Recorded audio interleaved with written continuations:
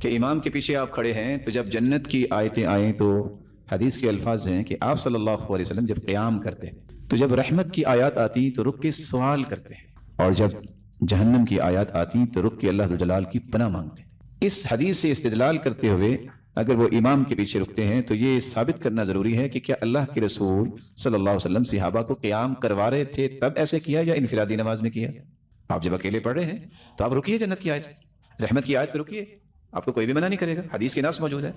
لیکن اگر امام رک کے گئے، وہ نوافل پڑھاتے ہوئے تراویح پڑھاتے ہوئے وہ رکا ہے، وہ اللہ سے مانگ رہا ہے تو آپ ایسا کر سکتے ہیں۔ لیکن رسول اللہ صلی اللہ علیہ وآلہ وسلم کے عمل سے ایک نیا زاویہ نکال لینا، جیسا کہ صحیح بخاری کی روایت ہے کہ سیدہ عائشہ رضی اللہ تعالی عنہ ان کے غلام قرآن مجید کھول کر تراویح پڑھاتے تھے، ذکوان السلمی رضی اللہ تعالی عنہ۔ تو جب تراویح ہو رہی ہوتی ہے تو 10 سے 20 سے 30 سے 40 لوگوں نے قرآن کھولا ہوتا ہے، وہ صرف قرآن نہیں کھولتے، ساتھ پڑھتے بھی ہیں کہ نہیں پڑھتے؟ اور حکم کیا ہے؟ لا تقرؤوا الا بأم القرآن، سوائے سورۃ الفاتحہ کے کچھ نہ پڑھو۔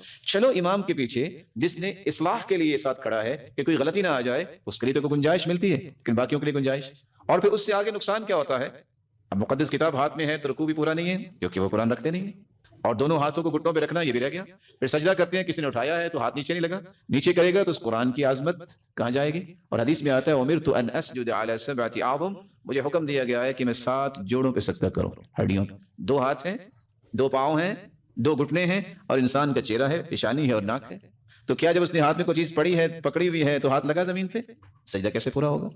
تو رسول اکرم صلی اللہ علیہ وآلہ وسلم نے جب قیام کرتے تو آپ رک کے سوال کرتے اللہ جلال کی رحمت کا، اور جب آیات آتی ہیں عذاب کے متعلق تو آپ پناہ طلب کرتے۔ اس روایت میں تو کوئی مسئلہ نہیں ہے، مسئلہ یہ ہے کہ استدلال لے کے اس طرح کھڑے ہیں اور ہر بندہ ایسے کر رہا ہے۔ انما جعل الامام لیؤتم بہ، امام کو امام اس لیے بنایا گیا ہے کہ اس کی اقتداء کی جائے۔